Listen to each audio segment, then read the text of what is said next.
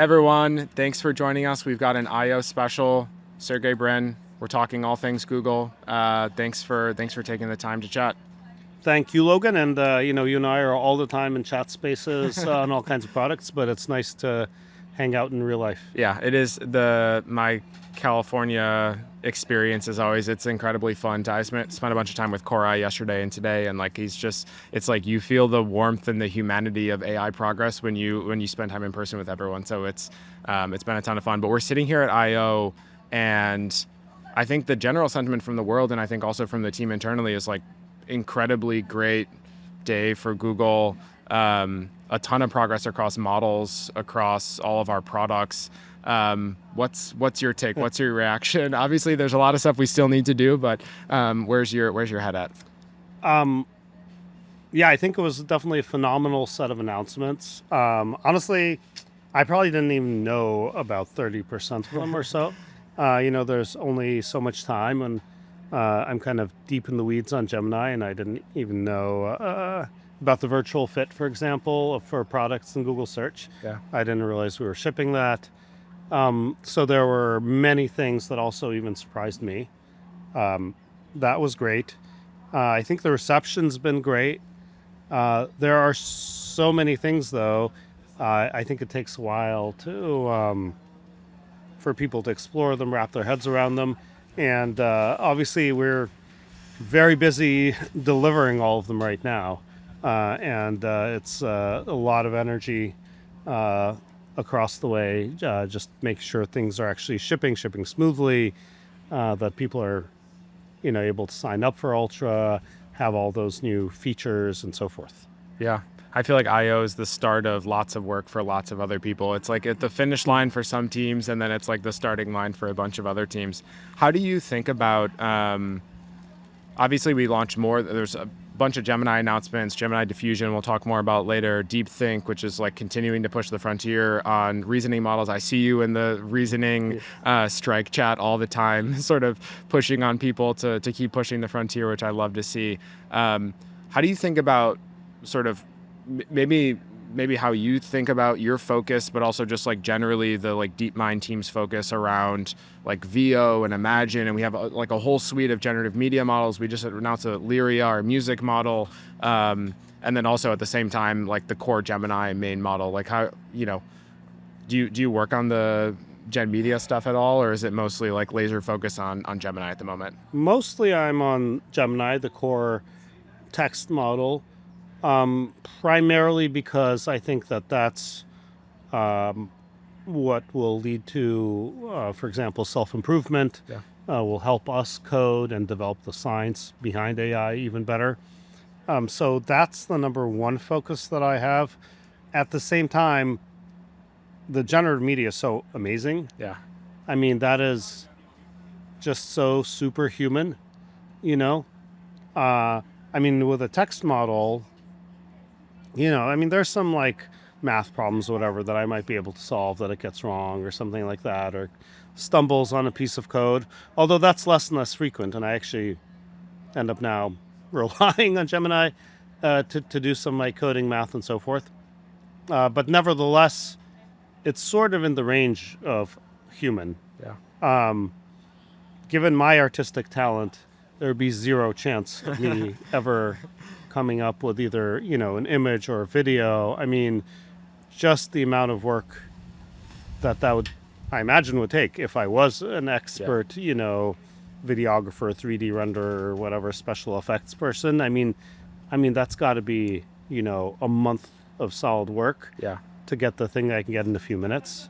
And obviously it's visually so compelling that, it just kind of sucks you in. You can't escape it. The audio piece with Veo just makes it feel like I historically have, personally, I think like generating videos is awesome and stuff, but it's always like kind of felt slightly gimmicky to me. And I think when I saw audio in Veo 3 on stage yesterday, I think it like that was the moment for me where I was like, okay, this is actually so many people are going to be able to use, just because also practically, historically, like you could generate a video, but then like you'd have to go and like, where does audio come from? How do you, sync everything up? And now like you can make humans like talking and having a conversation, and like it just does it all well, and it blew my mind.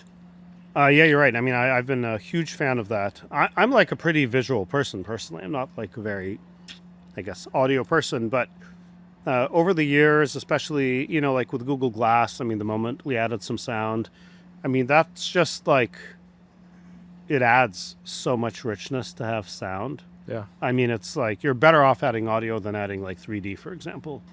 Um, Although some of the 3D stuff's cool if you played with the big wearable thing. Yeah. Yeah. But anyhow, um, yeah, it's just an incredible change in perception when you get audio working. And I knew I saw the model training the last month or two, and I just saw it from checkpoint to checkpoint, and I knew that wow, this is just going to feel different. Yeah, it'll be interesting to see how the like fusion of those capabilities, because it does seem like there's a lot of like similarities to mainline Gemini model, and obviously we landed native audio support in the mainline Gemini model at I/O, and in Veo as well. And I was having a conversation with Tulsi this morning about just like how, are those similar breakthroughs? Are they different? It sounds like it's actually technologically very different from a technology standpoint, but it is cool that we have like other rails to do this innovation, and like ideally it all upstreams back to Gemini in some way. Yeah, I mean, honestly, I think we've just taken a long time to ship the native audio in Gemini. It's been in there for, Back in December, over a right? year. Oh, really? No, in the base model Yeah. has had audio that it's trained on for at least a year. And I don't know, there's always like, I think honestly it's just, there's just so much to do, so much to ship that nobody is, for whatever reason, gotten it out there. And I mean, like native audio in, native audio out. I think native audio in has been in there even longer. But to get through all the little hoops to make it really work well and so forth, I just think for whatever reason, took a long time. But yeah, that's finally out there. I don't think that's done, as you say, the same way Veo does it. I believe does the audio also through diffusion, just like it does the video. Yeah. In fact, if you watch during the training run, you can actually see it generating videos that are like, a couple percent into it. It's these kind of, the shapes aren't quite right and the words are kind of warbled and stuff like that. But then it takes shape and it develops until, at the end of the run, you have what you have, what you see today. So yeah, I'm pretty sure that that's diffusion-based audio. Yeah, I mean, diffusion is a really powerful technique. As you know, we shipped text diffusion for, small early test run. I mean, I think that's one of the things that I'm grateful that we have, the bench of machine learning researchers in there that we can pursue simultaneously different base techniques for across modalities. Yeah, the results of Gemini diffusion look super, super promising so far. I'm hopeful the model progress is there and like it all fully works, because the demo works. We were talking off camera. The demo looks really good. So hopefully it like the capability translates well and everything works from that perspective. But you mentioned this before about like watching the training run. I actually haven't seen what this looks like. So like, what does it actually mean to watch the training run? Oh, okay. Well, maybe you've seen for our text models, but we're able to test out the intermediate checkpoints. In 10% of training, 20% of training, and so forth. And it's the model is weak at those points in time, but you can kind of get a sense for the trajectory. Yeah. And so usually, especially if you have a big training run that you have a lot you're using a lot of compute and you have high hopes for it, you're going to test it out in various ways through, many times throughout the run. So you're going to have a pretty good sense of what it's on trend for.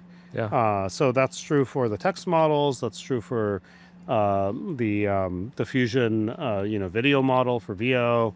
All of these models kind of have these intermediate results that you can take a peek at. And if you're really deep in there, you're for sure checking them because you're nervous and excited about what exactly it will produce.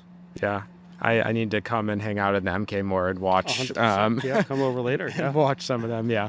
I was listening to Sundar's conversation with Dave Freeberg, and Sundar made the comment that even 15 years ago, you and Larry and him were having conversations about, and like the team at Google were having conversations about like what this future-facing AI moment would look like, and that it's like eerily close to what you all were talking about 10 or 15 years ago. I'm curious, like what are the things that have been most surprising to you about this moment, like and we can ground it in products if you want to look at search or just the technology, or like what's been surprising and what's been like almost what you would have expected to have happened. Yeah, I think from an intellectual standpoint, you can kind of reason your way through the singularity. And, famously, Ray Kurzweil did this, I don't know, however many decades ago. Yeah. It kind of, I don't remember what date he said. It was 2037, 39, I can't remember. He put some date on it based on his extrapolation. Today it looks like maybe that was kind of conservative. I don't know. But you can intellectually sort of reason through it. I think to see it happening is altogether different. Yeah. And I think when you're kind of talking, 15 years ago,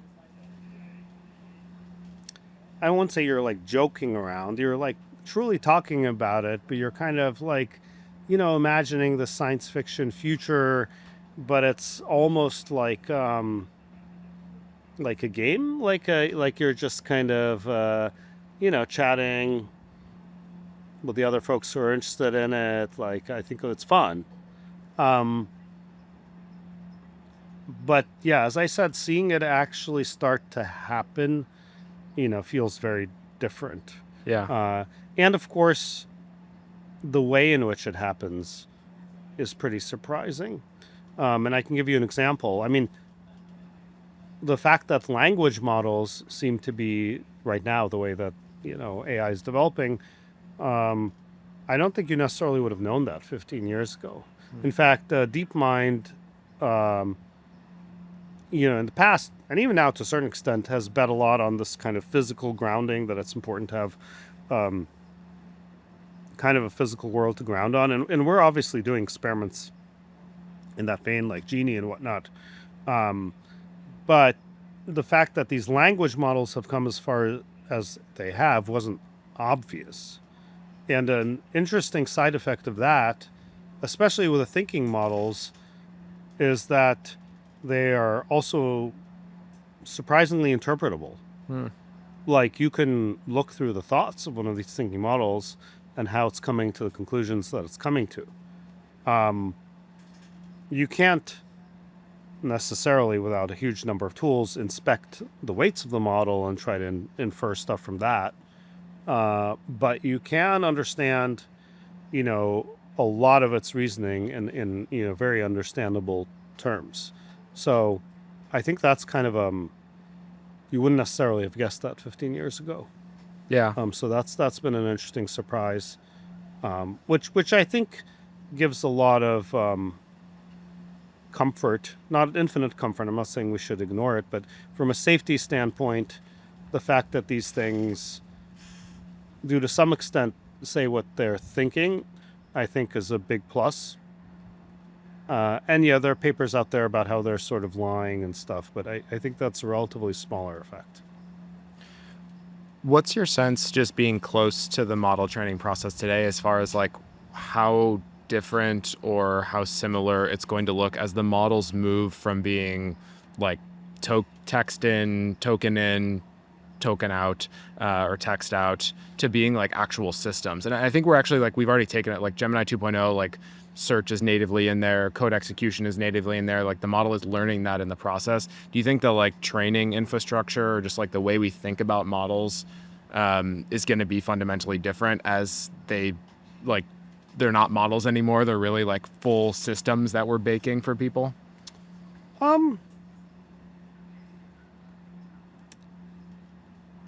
I think it's the confluence of a few things. One thing, it's kind of remarkable how similar architecturally all the different models are, including, for example, Veo, which you would think video diffusion's like very different than some text language model.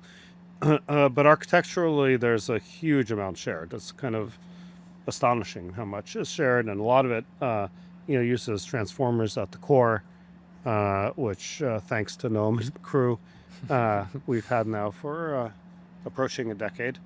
Now we are adding things like tool use and so forth. Mostly those things come about during what we call post-training. And post-training is an increasing fraction of the overall training.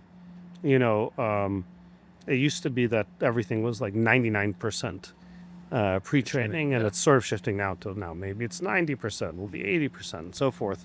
And this post-training, which is sort of, some people call fine-tuning, but it includes, the RL kind of work that we do. It used to be this just tiny bit of shaping you do in the end. But now it's more and more material. And the kind of things you're mentioning with tool use and so forth come in during that now much larger phase. Look, that makes the model vastly more powerful. Yeah. I've got 2 more questions because I wanna get you back in the office working so that we can keep making model progress. First one is just around like the reasoning scaling. Like I think we showed the results of DeepThink, which is sort of continuous scale up 2.5 Pro and let it reason for longer and have sort of parallel thought processes. What's your sort of general reaction to that? I think it feels like we're so early in that scaling paradigm that there's like going to be a huge amount of additional unlock, but you're in the weeds on this one, so I'm curious what your thoughts are. We have interesting, we had about like 5 different approaches to doing that kind of thing, and they all converged on this DeepThink. So it was great to see all those people and those teams come together, and that sometimes we fragment and it takes a long time. But in this case, we kind of took the best of ideas of all of them, combine it in one go, and it's definitely yielding stronger results, obviously. I think that the more that continues to happen, that is like a superpower. If you can have these models, and I know lots of the top AI labs talk about this, but if you can have these models, instead of just thinking for a minute, spitting out an answer, if you can leave them to go for an hour, for a day, or for a month maybe, and they actually get you a significantly better answer to a really important question, that can be incredibly valuable. Yeah. And that's kind of new, and it's non-trivial. It's a little bit like, we cracked long context for input. We did that a while ago, and we've had 1 million plus context for a year and a half or something like that. Now we need infinite context, so you got to keep pushing the No, team. I'm not saying 1 million's enough, but that generalization is sort of non-trivial. Yeah. For a model to, it's as if you were to go through like Groundhog Day. You just get over and over. You get to sample one day as a person. You try this, you try that, and now all of a sudden you're meant to live your life where stuff happens from day to day and week to week and month to month. It's kind of a non-trivial generalization, but we figured out how to do that. On the output side, it's just kind of non-trivial if all you do is say short little math problems. Going from that, well, it's kind of like we interview people, we ask them 10 interview questions or whatever, and then we expect them to build these big systems over months, and it's not clear if that's actually the right way to test a person. But on the AI models, we do that 1 million times over. Like, we're only training them to do short little clever math questions, coding things, whatever. Yeah. And then the expectation from there that, hey, they actually can spend a long time to develop something new that requires, thinking over days, let's say, that's very non-trivial. But that is a gap that we're starting to overcome, and that's a huge leap forward. Yeah. This example that you gave around just like how we test and eval models is always my consistent reminder that so much of life is this AI moment has taught me that so much of life is like actually an eval problem. And like the challenge of like even interviewing people and like trying to build a great team and all that stuff like is an eval problem at its heart. And like we humans haven't solved that. Like It's not surprising to me that we haven't solved the like AI eval problem as well. It is non-trivial to do that. My sort of final question for you, and this is just like again in reaction to everything that we're seeing with I/O and the pace of innovation. Sundar had a slide on the screen, or actually Demis did, where it was like everything we shipped in 2024 and then everything we shipped in 2025 so far, and it was like I'm pretty sure the 2025 section was bigger than the 2024 section, so like clear acceleration happening.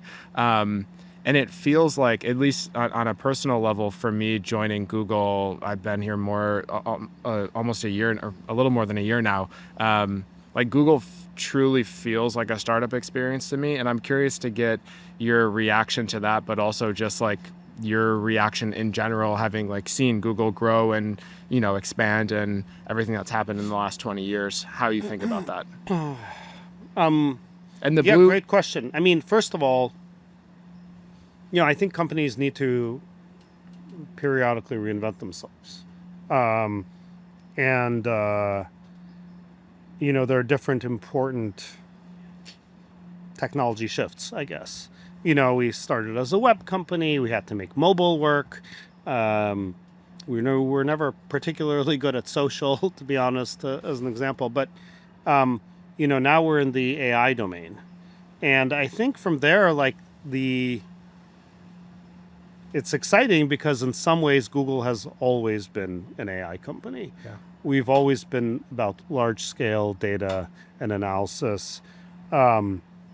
We are also the place that gave birth to a lot of the modern large-scale machine learning, from Google Brain to the Transformer, and so forth. I mean, it is in the company's DNA. So this is a shift we should be really well equipped to make. Any shift's probably hard on any company, but I'm feeling really good about it. And I think going from 24 to where we were honestly catching up on many levels, to 25, and particularly with the launch of 2.5 Pro. Yeah. I mean, that was just like a clear leap forward. And I know, whatever, on different benchmarks, maybe we were for a bit number one before or not. 2.5 Pro was a big step forward, kind of across the board. And even, to date, it remains on most leaderboards number one, with style control, without style control, however you measure it. So that's been just a really exciting leap forward. And I think it's both sort of cause and effect of the kind of science, the science engine we have going behind it. It's going to help propel us forward, and it's thanks to what, all of the science we were doing over the past year that we were able to finally produce that model. And in quick succession after that, a lot of other things have followed.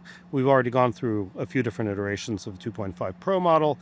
I don't know if everybody noticed, yesterday we launched the new 2.5 Flash. Yeah. Do you notice that's actually, like, on many measurements, it's number 2 behind 2.5 Pro. Yeah. So we're like 1 and 2 on many different leaderboards now with that Flash model, which I think, with all the other announcements, I just think a lot of people might have glossed over. It got buried. But it's like a super fast model.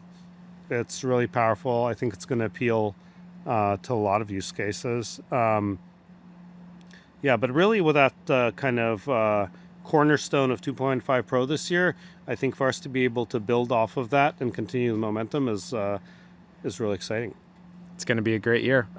Sergey, I appreciate you for taking the time. I appreciate you for pushing everyone hard. It's a ton of fun to see. And we have a special gift for you, which I'd love to see you unbox. And somebody will bring it over to us in one sec. Well, thank you, Logan. And while they bring it over, I'll just say thank you, Logan. I mean, I see you working hard all the time, and making all of our customers and partners happy, and tracking, the millions of issues that might arise. I mean, it's not that easy. Having these models that so many people and businesses want, and getting them deployed and not having the TPUs melt down, and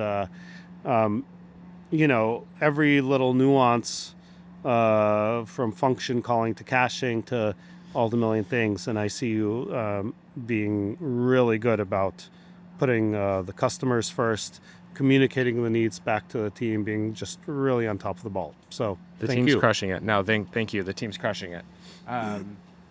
Special gift for you. All right. Thank you. Shall I unbox it? Yeah, here? you got to unbox it right now. We gotta capture. All right, As sort of the thread of this was just like one of the pieces, other than all the people inside of Google that makes all this possible. It's Nice. our TPUs. This is the TPU V4, which internally, by the way, we call pufferfish. It's probably not too secret. I think pufferfish is V4, right? Yeah, I I think never so. know the external translation. We just call these.